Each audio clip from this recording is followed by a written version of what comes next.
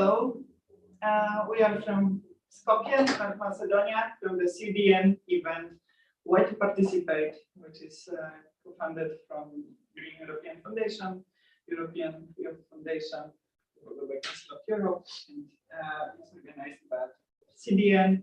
I am Igor Skorzybut, from International Secretary of Polish and Greens and Prep team member here, and I want to introduce you our guests. It's Maja Morachanin, president of DOM party, so Macedonian Greens, and member of National Assembly. Yes, it's great to have me here today. Thank you for accepting our invitation. And Aleksandar Pandilovski from DOM party. Thank you for introducing and thank you for the invitation to be participant of this event. Thank you both for accepting. So let me start with questions. Can you speak louder? Okay, so let me start with questions. So first question to Maja is like general, how the politics of North Macedonia look like? How are the Greens doing? Because we are from different countries in Eastern Europe, and only in Northern Macedonia, Montenegro, and in Poland we have members of National Assembly. So congrats. Thank you. Congratulations also to Montenegro Greens and also to Poland Greens. I know that for the first time actually now in the last elections you won seats in the parliament, so that's great. I'm very happy that we have more MPs in the parliaments in Eastern Europe. As for DOM, the Macedonian Green Party, I'm the only MP in the parliament from the Green Party DOM, and out of 120 seats, we are part of the majority in the parliament, governmental majority, and part of the government. So that is our political position now in the parliament and in the government. And what is actually our priority in the politics in general, now regarding the position in the national parliament in North Macedonia, is that we are really pushing hard for implementation of the green policies in North Macedonia. And no, it's not easy, yes, because when you're alone in the parliament, but it's worth working on that. So we are very happy and proud that actually on recommendation of DOM, when we negotiated with the government to be part of the government, the European Green Deal actually became part of the program of the government, which was very important for us all, of course. And that's how we can make this green just transition actually part of the governmental program. And of course, now we are working on the implementation of that program. And it is good that in North Macedonia, finally, we have started to implement the just transition, the green transition from fossil to renewable energies, because just a few days ago, for example, it is a very good example. A few days ago, one old coal mine, which was in the western part of North Macedonia, now became a solar power plant. So it is really like a good example, when we are proud of that. But also what we are working on currently on the governmental policies and in the parliament is to change the sub-laws of the law for energy, because we would like to see this energetic democracy. So it is now a little bit complicated for ordinary citizens to have their own solar power plants on their roofs. and the procedure is complicated, and we would like to see more citizens having the sun as a source of energy, especially in North Macedonia, where we have a lot of sun. So the results are that only 2% of the energy production we become from the sun. So for this country, it's not acceptable, of course, and that's why we are working on that issue now. Thank you for this answer. So now for Aleksandar, this topic of this seminar is youth participation, and it's basically in politics and in activism. So how it looks like in Northern Macedonia? Are young people participating in politics or not? What is the level of political education? Okay. First of all, through the last through the old years in the past, the MODOM as the youth of the political party becomes more visible into the for the young people who are still living in North Macedonia, because as more of these Balkans, we have the similar problem with where the young people are moving out of the countries. And through the years, become more visible as the only youth green political youths. And from that perspective, into the last local elections, what we had into the last year, that was the result through the old actions what we were going through the multiplicity, different multiplicities in North Macedonia, where we were having a lot of actions like seeding trees, with like cleaning some depots and some which what is through the rivers and to the towns, and we become more visible, and that's the result from the last local election last year, as I mentioned, where most of our list, we are proud of that. And actually on the council list, we have more than 54–55% of the equality with the gender equality, and with more than 40% of the young people, 45% of the young people, what took place on the lists. And also from my university, from where I'm coming from, we had the youngest candidate for a mayor. Her name was Theodora, and she was like 22–23 years old, and she was perfect and she got a perfect result of 3.4–3.5% of the votes. And actually, it's not easy. I must say, it's not easy because of most of the young people what are scared to be a part of the political party, just because of through the years in the past, all the time was building the concept that they were looking. They are scared actually to be part of the political party just because of, and to be part of the political event, just because that of the big political parties, from where they are seeing that like some they are looking for some financial benefit if they become a member of some political party, and they are looking, and there's a perception what they have, and they are scared to be a part of any political event, and they're scared to be a member at least. But also they are now through the last year to the past years, they are moving closer to us as a youth green political party, but not to become a member, just to give us a support to become to be a present or and on the action that we are organizing.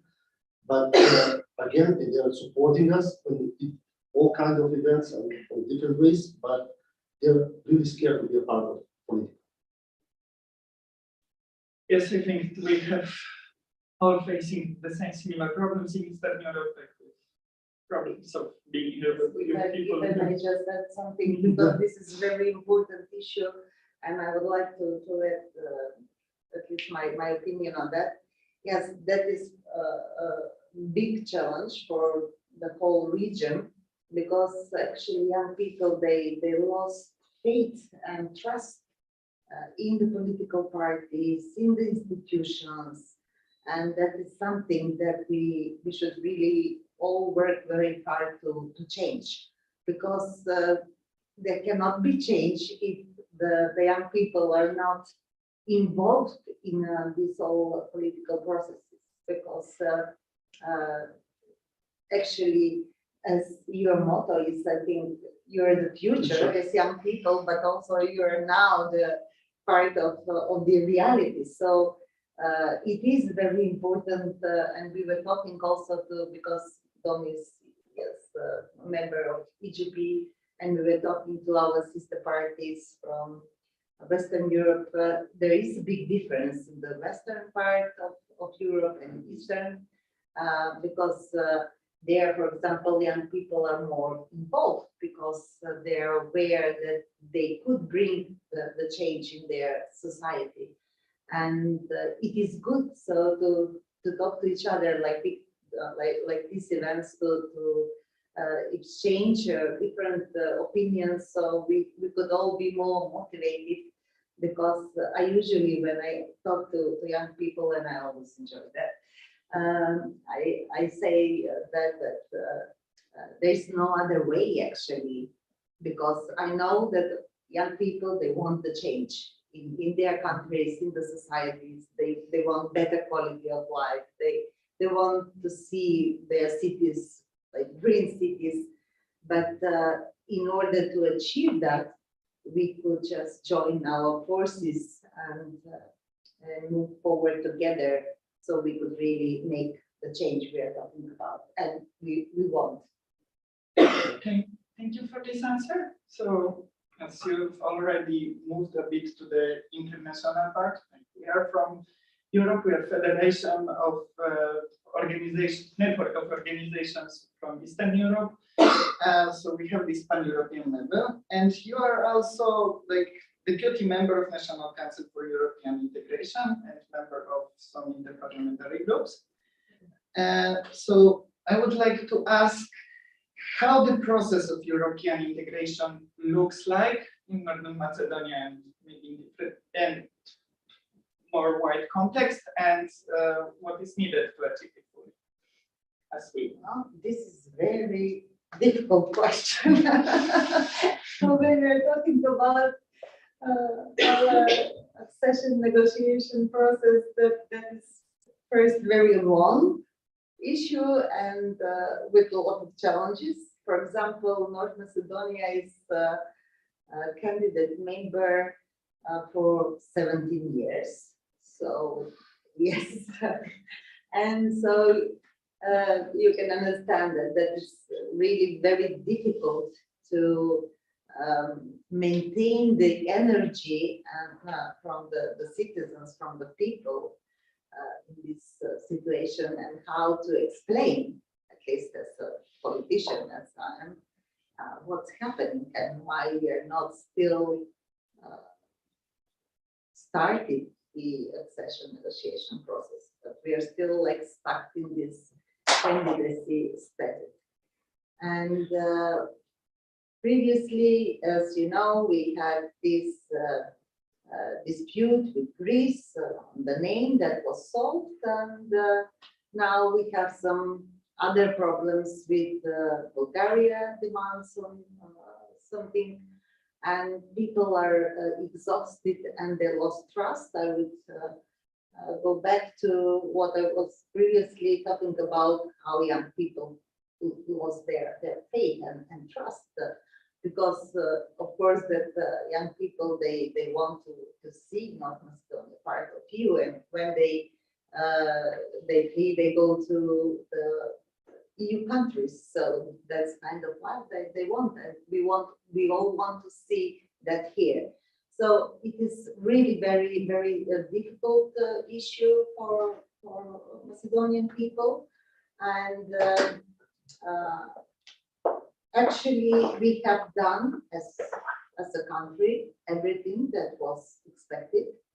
We have fulfilled all the criteria in order to start the accession negotiations, but because of this bilateral issue with Bulgaria, we have veto from Bulgaria, and that's why we haven't still started the process. And it is disappointing, a lot of disappointment, there's a lot of disappointment among the citizens, because actually there is no something which is an argument why this is happening, because also you always stated that we have fulfilled, we have finished our homework, but still we haven't started the negotiation process.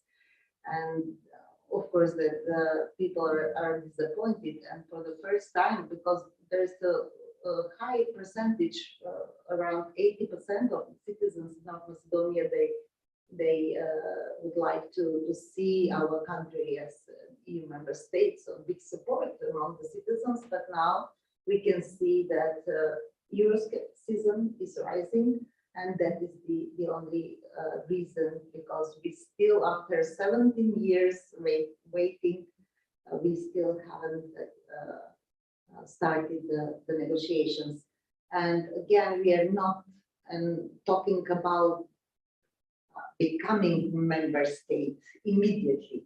We are talking about just starting the process, the negotiations, and it is unexplainable, so to say, because yes, the facts are that we have fulfilled everything that was needed, and still, because of some other reasons, that's not happening. And this is also one of the reasons why people are getting disappointed, and they lost faith, and also they leave the country, because our expectations were not met. Yes, thank you. Like, it's really weird that European powers and European Union don't want now to enlarge the European Union. The criteria and all the stuff were much easier back when Poland, for example, got into European Union. So we hope that we will soon welcome you and all the countries from Western Balkans, South Caucasus, or Ukraine, and other countries in European Union as soon as they want. Because if I can add, yes, sorry to interrupt you, because you have mentioned Ukraine. So yes, I think that maybe now it's time for you to become more aware, because previously this region of the Western Balkans was somehow marginalized in EU policies. But now we can see that the issue, the topics of the enlargement are actually geostrategical issues, very important, and it's important for the security in Europe. So I really hope that finally the whole region, of course, North Macedonia and Albania, soon are going to start the negotiations. So thank you. So Aleksandar, we were talking about what is the participation of your people, and congrats for great actions of DOM and MODOM. But let's maybe ask about program questions. So what are your postulates that are appealing to your people the best, and what the young people need? Okay, I'm going to get back to your question, but first of all, I just want to add to Maja, I want to interrupt her, because of the young people, as you mentioned, that is losing the faith and the belief into the political. It was really one thing that we need to be worried about is a couple months ago, I think 2 or 3 months ago, it was made some survey from some non-government organization in Skopje regarding the questioning of the young people under the 35 years. And 55% of them, the response was that they are going each election to vote. But the answer what we need to be worried about, it was more than 85% of them. The response was that they didn't expect their vote to change anything.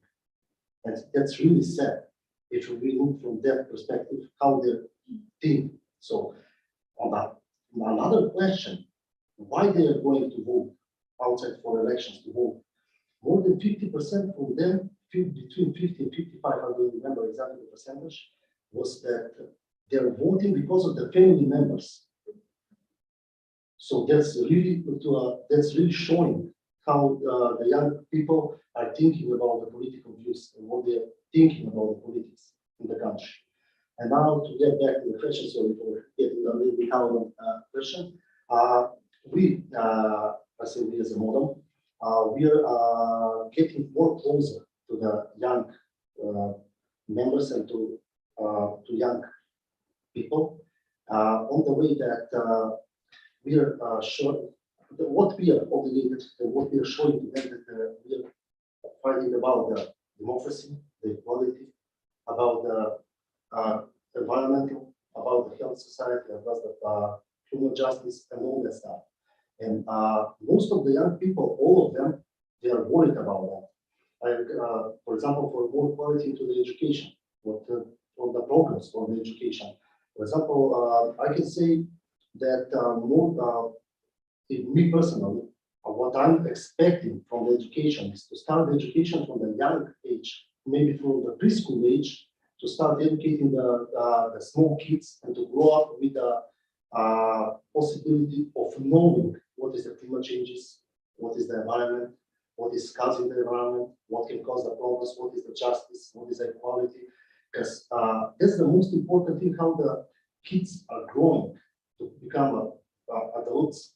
They're going to be more responsible and they're going to be educating the seniors what they missed all that years. I have one example of that. A couple of years ago, I was talking with one gentleman from Japan. He was actually on a business trip in Macedonia. And it was really interesting to hear from them, from their side, because I know, we all know from the geographical stuff that they have earthquakes a lot. It's an island. We all know that the air quality over there is huge and everything. But how they are, with easy part, they are explaining how they are keeping the environment clean, how they are, everything is green over there. And my question was, how you succeed in that? And it was really interesting from my perspective, or from my point of view, but he was explaining to me that starting from the kindergarten, every class is starting with their showing a map of Japan to the small kids, what is 3, 4, 5 years old, but they don't understand nothing maybe. But they're showing, for example, this is the country we are living. This everywhere around is the water around us. If we don't keep this clean, the water is going to come against us. We're not going to exist. And growing from year to year, they're educating those kids how they have become adults and adults. First, how to keep the environment clean. After that is going from the first grade, I think that you mentioned in the primary school, they're starting educating them what is recycling, reusing. What can, for example, if you spill out now this into the kitchen, what's going to the pipeline, how is going to be stuck?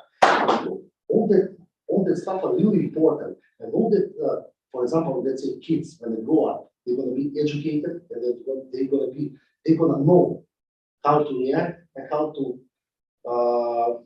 become part of their society, whatever they live.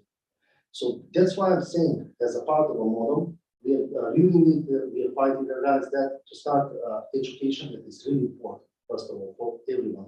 Starting from the preschool, from the primary school, and from the high school, to get to know better and closer with everything, with the climate changes and everything that can cause big problems. On the other side, also it's really important when the people start, when the young kids, when the young people, let's say, they start to believe into the equality, when they are to start believe in justice, to start to believe in the good things. It depends on the Eastern Europe from where we are all the people, all the kids, how we are all, how we are growing up. We are seeing not equality. We are seeing corruption in there. We are seeing a lot of bad things, and that's why that is how we are approaching to the young people and explaining to them that we are not, let's say, like the other political parties. that we are acting as an organization who is worried about the society and about the environment. Yes, thank you. Like as you mentioned, we are not as other political organization. Like politics in Eastern Europe is like associated with like old men in suits, and we need to change that. So, well, the change.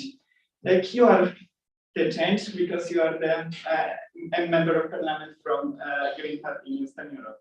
Like most of our participants were coming from the different countries, have no experience with how the parliament works from the inside, especially from the Green Progressive member of parliament. So we are interested how your work in parliament looks like. We were discussing some things about different levels of governing.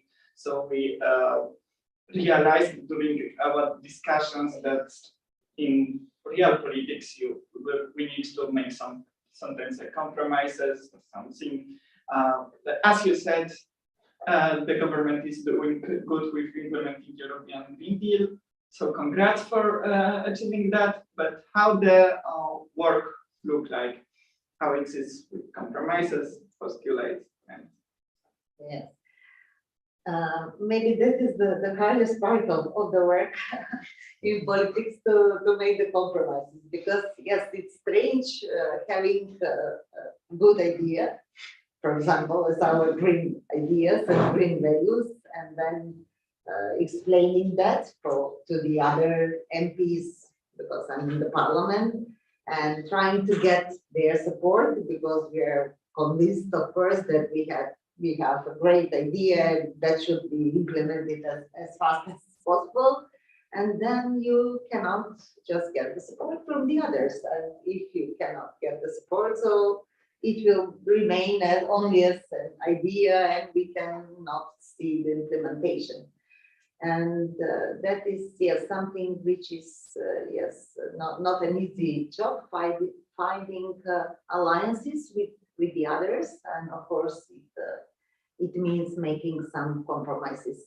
And it's very difficult, I would say, for all of us as Greens, and also because we work in a very close relations with the civic society organizations, NGOs, and so on. And of course, they're trying and pushing hard with very high expectation, and we would also like to achieve that, but it's not always possible.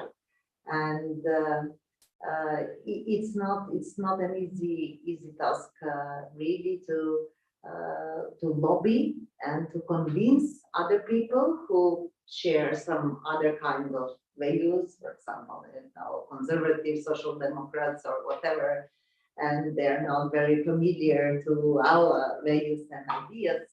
But it's possible, and it is very important actually to have this cross-party cooperation, I would say. I have experience in that because I'm chair of the LGBT group in the parliament. That's informal body in the parliament. It's not like classical committee.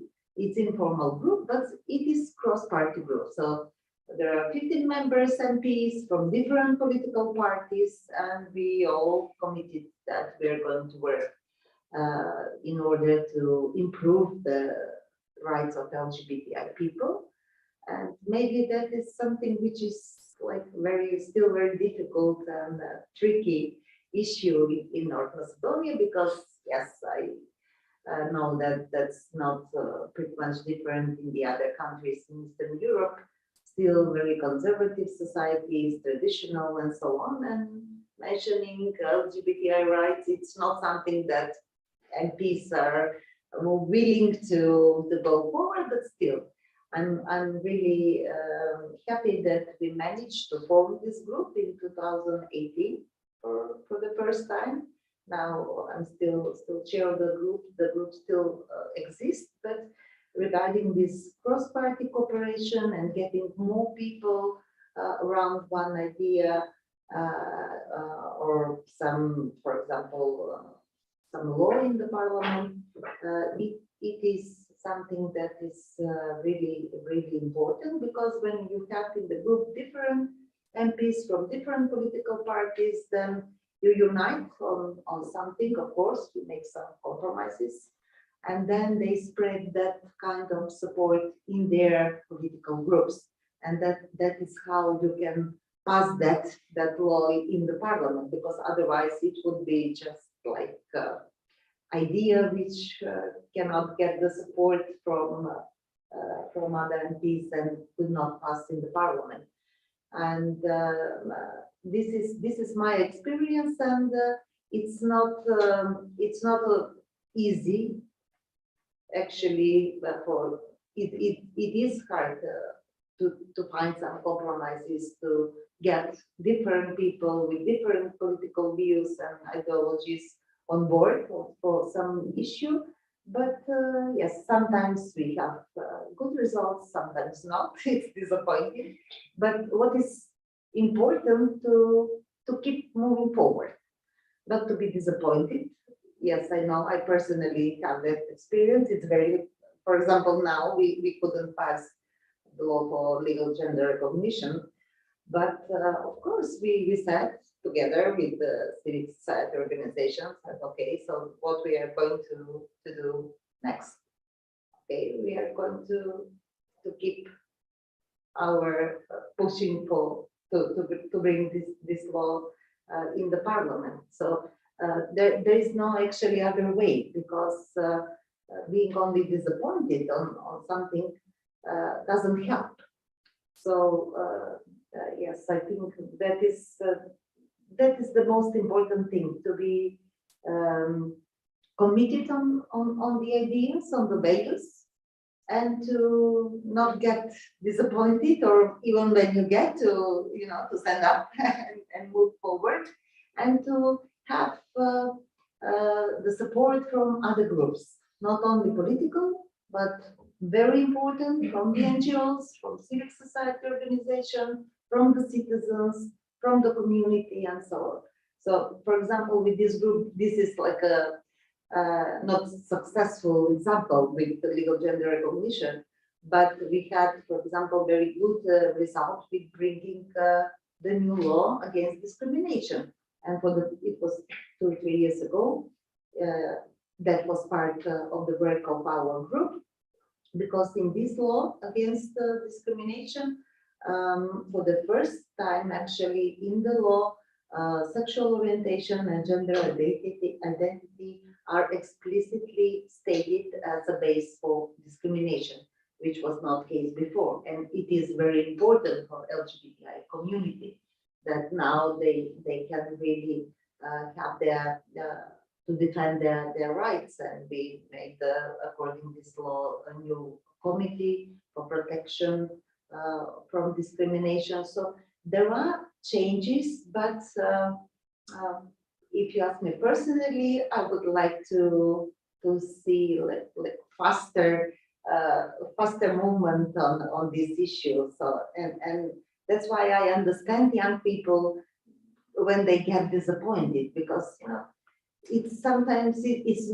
you cannot explain why something it's not acceptable, because that's politics in the parliament. So the support depends on numbers of MPs in the end. So I will mention once again, you can have the best idea, but if you cannot get the support from the others, so it cannot be realized. Thank you. Do you want to add something to the question, Aleksandar? Well, basically, not really, because Maja already covered most of the things about that. And I totally agree with Maja that it's not one-man show over there. You need to get the support. But yeah, that's the treasure of democracy, actually. That is what democracy is, different opinions, debates, and but again, it's getting support. difficult parties to convince the rest of them. As Maja said, maybe you don't have the best idea, but again, there's a lot of people inside, a lot of countries that you need to convince them that that's the right thing, and of course we go for that change. And of course, in the Balkan here, we are afraid from changes. let's be the change. So this were all my questions. Now I'm opening the floor for the questions from participants. Can they see me? Okay. Hi, I'm Marta from Latvia, from Protes, and I had a question for Maja. But yeah, so you mentioned you're part of this LGBTQI plus group. So could you explain some sort of like not victories, something that you have pushed? I know you just mentioned like that putting the discrimination is also based on gender identity and sexuality, but maybe some other like kind of victories or something that you have achieved in this group. Thank you. Thank you. Thank you for your question.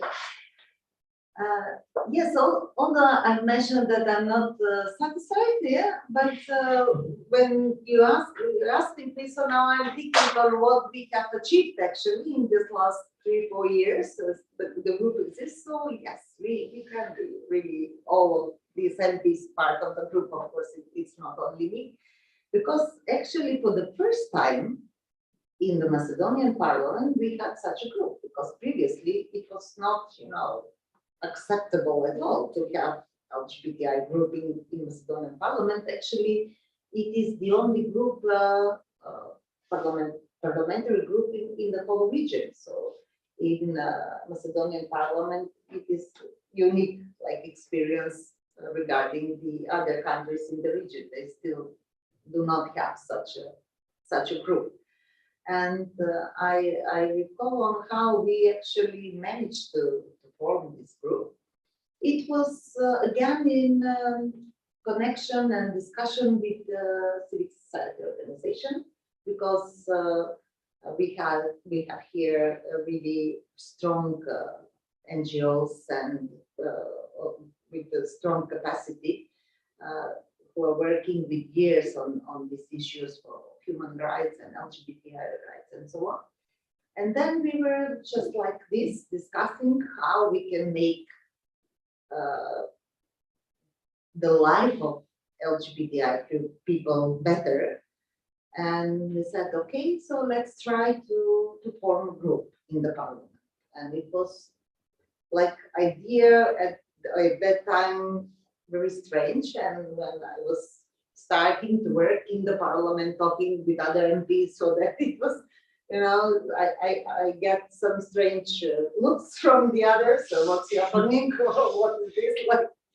And it was actually a process. It took some months to again talk to other MPs, and in the end, after several months, at the beginning we were actually 6 MPs only, and we finished with 15. So there is progression, but it needs time, a lot of debates, a lot of discussions, and to get to your question, and then we formed the group, and it was for the first time that in Macedonian parliament, LGBTI people actually came in the parliament, because they were present when we formed the group, like officially in the parliament, which has never been a case before. I could really never forget the happiness of the people that actually they were part of the society, but they could not get in the parliament recognized as LGBTI people. So that was the first thing, and then we started with the public support of all the initiatives and demands of LGBTI people. And it was also for the first time that we had press releases regarding some issues like Idaho Day or some, I don't know, different events connected with LGBTI people. And they were published on the website of the parliament, which was also for the first time happening. And I know now when I'm speaking about that, it sounds like, so what, nothing special, but at that time, like 4 years ago, it was really, like a big change. And then we managed to organize the first Pride in Skopje. It was in 2019. And I was speaker on that Pride, and it was really great there was no violence or something. Very good, positive energy, positive atmosphere. Then the next year we had like online Pride because of the COVID situation. And last year we again had the second Pride in life. So there are differences and changes in that matter. And I'm really happy that we as a group, as MPs, were and still are part of these changes regarding the life of LGBTI people. And also it was very interesting. We were also part of one campaign, media campaign. The name was Don't Judge Who Loves Whom. And then 9 MPs from our LGBT group were part of this campaign, different messages supporting the human rights of LGBTIQ people. And yeah, there were a lot of negative comments on that, but there were also positive. And it was also something that was happening for the first time for MPs from different political parties to go publicly with open support for LGBTI people rights. So these are like some of course we had some law changing regarding this discrimination and also with the media laws and so on. So there are changes to better, let's say, achievements, but it is always ongoing process, and sometimes it goes like easier, sometimes not so easy, sometimes we fail to succeed, but as I said, it's very important to really believe in what you're doing, and that's how we have energy to continue. And I'm really very grateful to LGBTI community because and NGOs because without their support we couldn't achieve that. Thank you. Are there any other questions? Brian?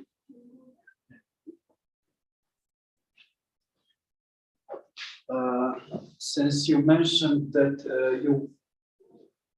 I'm Brian. Yeah, we've met from Montenegro.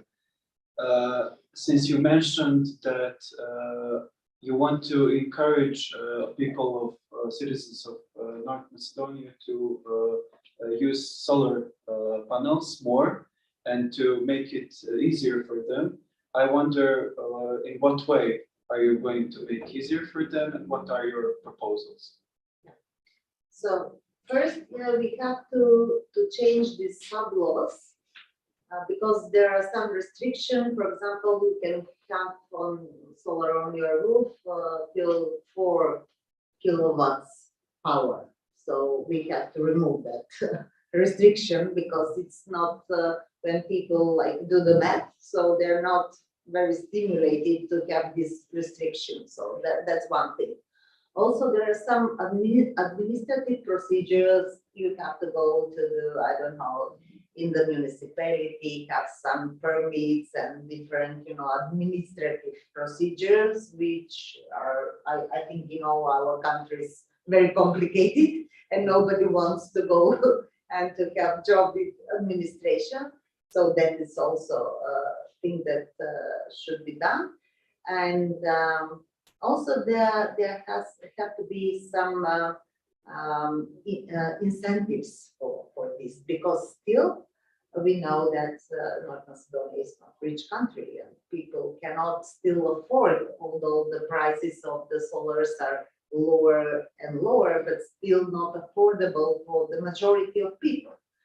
And that is something that should be done, especially as we as done, because of course the social issues are very important for us, not only the environmental, to make incentives for the this marginalized group to actually make possible these solar panels for them. And not only solar panels, we are also talking about energy efficiency. That's something which is still like not very important issue in the Macedonian society, because I think we still do not understand how important is that actually, because it's not only to produce the energy, but also to spend that energy rationally. And that is something that should be done. And we are pushing also, not only through laws, we have adopted laws for energy efficiency in the parliament, but also now for making a fund for energy efficiency. So that would be like sustainable fund who, and that fund could help to the citizens, also to some companies and whatever who would like to improve their energy efficiency.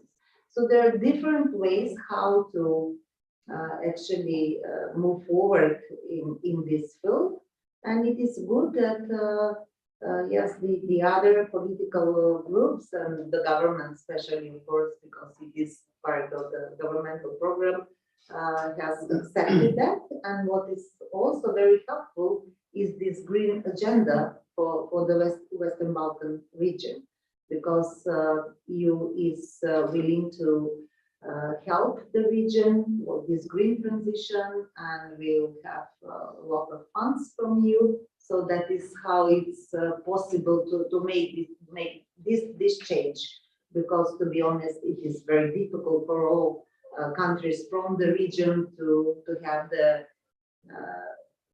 financial resources to achieve these goals. So that is how we're doing. And it is not something that should be done only on national level. I think that this is also for us as Greens very important. A lot of things can be done on local level through the councillors, to the councils, mayors, because yes, there you can improve the energy efficiency there. So our councillors, for example, put amendments on the budget in their municipality to invest more in energy efficiency, to invest in building solar panels on those state buildings and public buildings. So this is something that would be done.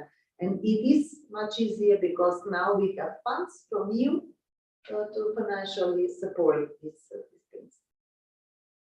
Okay, thank you. Just want to add, sorry, on your question, and it's really important also want to add on my answer. It's also really important because the majority of the people and of the businesses are not familiar with the savings that they can make with installation of the solar cell or everything. So and the rest of energy efficiency, and that's a really important thing, a role in all of that, to convince them and to present them what are the savings and what are the benefit, financial benefit and the energy benefit, what they can receive it from that. I think that now we understand more, unfortunately, because of this energetic crisis and the prices of energy and electricity and everything. So I think that rise the awareness of all of us as citizens that this is really very, very important issue, and that we should invest more in renewables and energy efficiency, because it is the issue for the environmental issue and for climate change, of course, but also it is economy issue, and it is issue of security. Thank you. We have also one question from YouTube live transmission.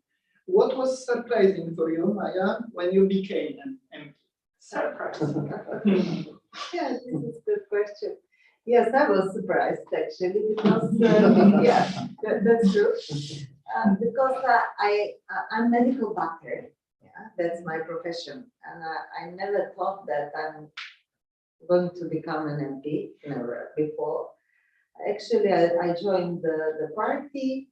My main point, the focus in that time was gender equality issues, because I'm like activist, like feminist and activist for women's rights, and that was my part in the politics. I was connected with different groups and NGOs on these issues for women's rights and so on. I was president of Women Forum of DOM, actually, so that was my part in the party. But I don't know, with the years, getting more and more involved and talking to different people, getting their support, and I know that at one point I thought, okay, so this is not good what is happening in the country. I'm not satisfied with how things are going on. And previously I thought, okay, I'm not so interested. So politicians, they have to do their job. It's not my part of the job. I'm a doctor, I will help cure people. But then I realized actually that all these decisions that politicians are making actually are reflecting on my life, on the life of my family, on my kids, on the people who I know, my relatives, friends. And, it was like, I don't know, like idea that, okay, so if something I want to be changed, that I have to be part of the change, because who else is going to make the change if not us, who are willing to see the change? And that's how I get like more and more involved, and then I just get the support from the party, from the citizens. Yeah. But yeah, if you ask me if that was like my idea or goal in my life, never before. But here I'm, that's how things are happening sometimes. So let's get more involved. Good idea. So we have space for one last question. Do we have? I have 3. Masha. Hi, my name is Maja. I'm from Georgia, but I live in Serbia, where I work as project coordinator of CBN. Thank you for these interesting inputs. I will give you first question first, and let's see. There is a list of Which one? So you were mentioning that a lot of young people are migrating abroad for better life, and I was wondering if DOM and MODOM has some thoughts or positions on what could be done in North Macedonia for this to stop.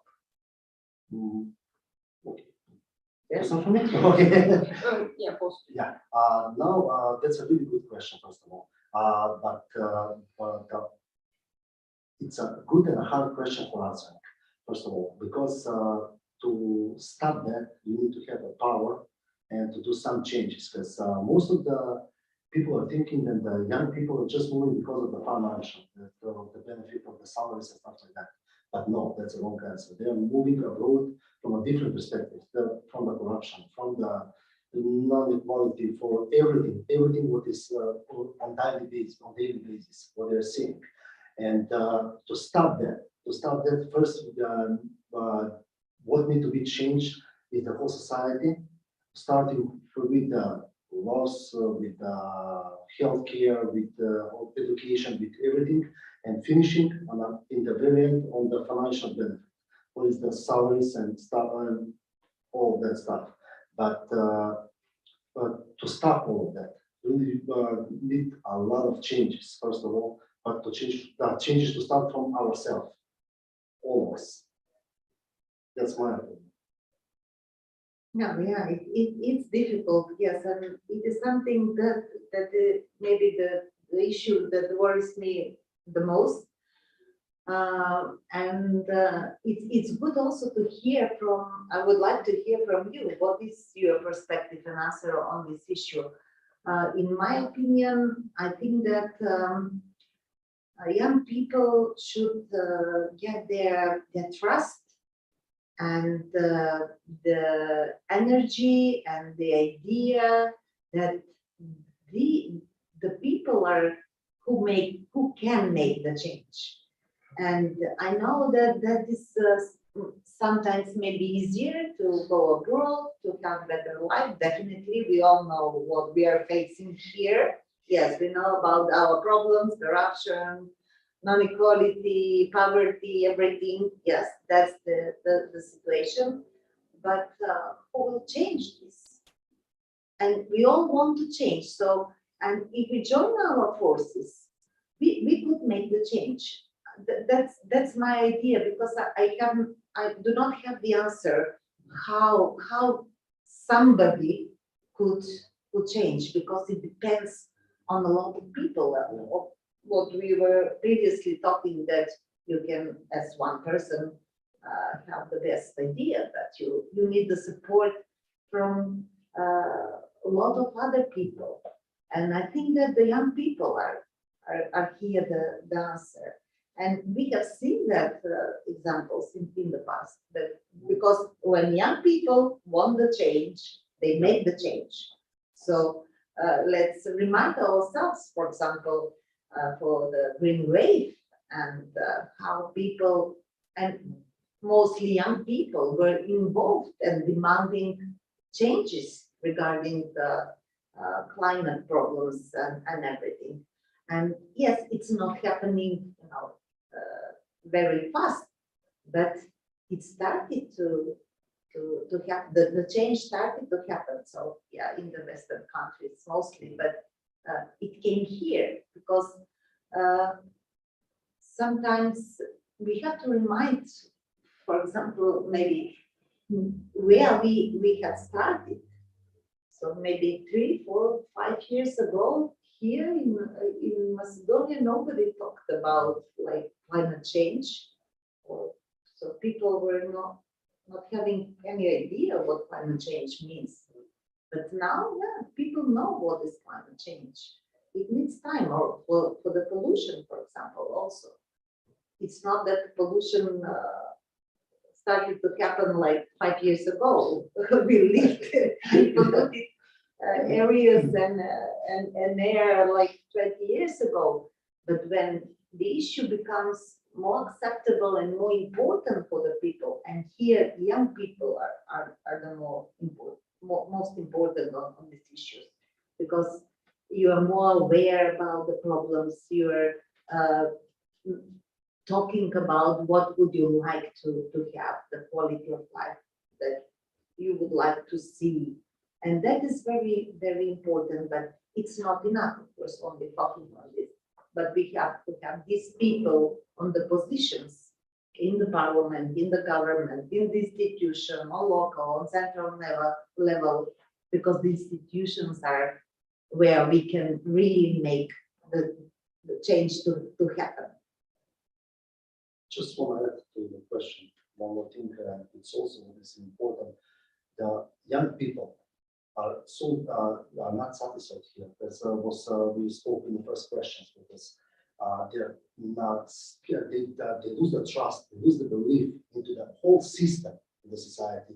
And the most easiest way for them is to change the surrounding, just to move abroad for different kind of problems. Doesn't matter if it's international, something else. But the only thing that can change for them is the whole system, to make them to be more brave and to return back the belief and the trust into the system, so they can at least be loud, say something, and be the change. But that depends on the as mindset. There's a lot of things that a lot of people need to be involved in. Masha, We are waiting for the next question. My second question is about the parliamentary group on LGBTI people's rights. If you could tell us from which parties people are their members and with whom we are working. We have now 15 MPs. They are from be it from the Green Party, from Liberal Democratic Party, from the Conservatives. Yeah. I know you made a great job. And also from Social Democrats, of course. And we have also two MPs from DUI, that's like Albanian party, which is part of the government. I'm really happy that for the first time, actually, we have from the Albanian political party members of the LGBTI group. Yes, third question. Yes. My third question is about DOM's representation on municipal level. If you could talk a bit about it, because I remember you had councillors. I don't know if you have some now. So if you could tell us in which cities they are and what they do, and Aleksandar, especially because you're not from the capital, maybe you could add also how it is for young people to live outside capital city, because in most countries of Eastern Europe, it's usually you need to go to capital to get education and so on. So if you could elaborate on this, like how is the urban and rural divide in Macedonia? From my point of view, because I live in Kumano, that's around 40 kilometers from Skopje. It's a nearby. That's another big difference, because most of the people, of course, they live, they are educated, they live in Kumano, but they are traveling for education and for work purposes in the capital of Skopje because it's nearby. And you can use a public transportation and go with a car, because it's really nearby. But also we have, I understand your question, but from the other cities, that are a little bit far away from Skopje, from the capital, we have the same problem as you mentioned, because most of the young people from the small places are moving for, first of all, for education in Skopje, in the capital, because this capital is the biggest. And after that, after the education, maybe I think that huge percentage of them are staying again, because there is some more possibility for employment, for finding a job here. And that's how the small places are, I don't know what word to use, but they're going to say, are dying slowly, without the people inside, just the seniors, and just a little bit of the young people that are talking about the small places, the small cities. One rural one, yeah, of course. And that's a bit tricky, because we're not talking about the from political view, and it's really hard to convince also, because to create, for example, some kind of organization or some kind of group in that places, because the young people, as soon as they move, for example, let's say like this, from the rural some region, it's moving to Skopje for education. In Skopje for education, find some job. After that, because all of that, either if there is two ways, either is staying in Skopje and never return back, or it's going abroad. And that's the sad thing because of that. And from my point of view, as I come back from Kumano, we are not seeing that kind of difference just because we are nearby. And from the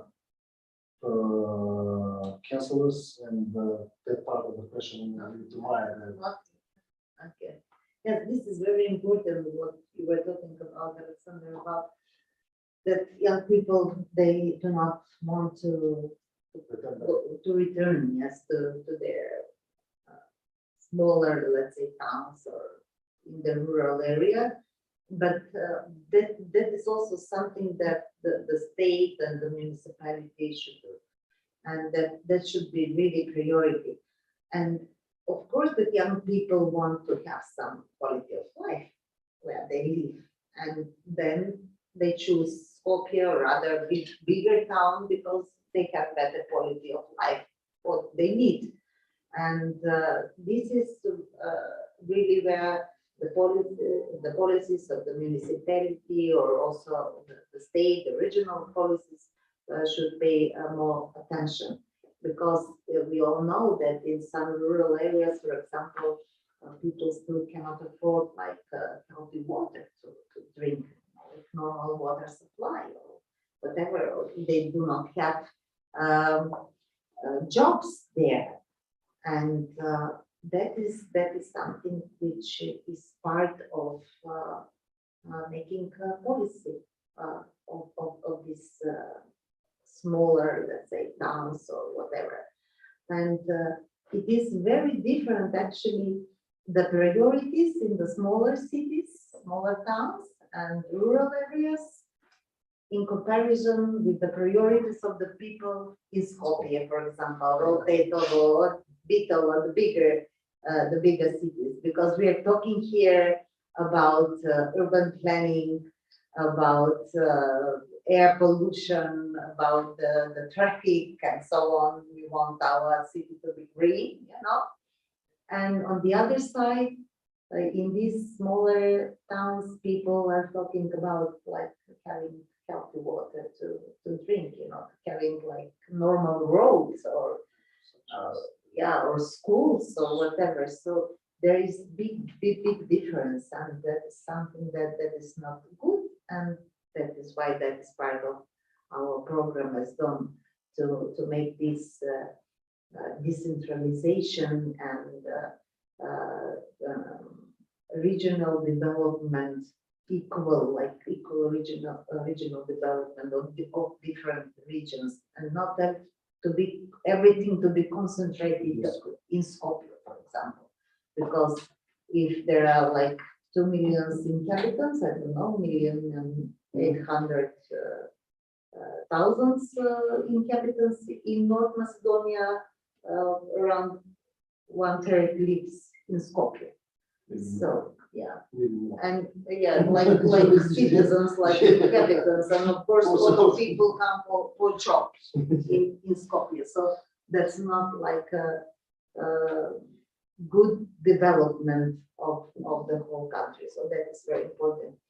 And our councillors, yes, that depends of the priority of on local level, because as I said, we have also some councillors in rural areas. They have very different priorities, and also we have in Skopje, in Bitola, in bigger cities, and they have different priorities because people have actually different demands.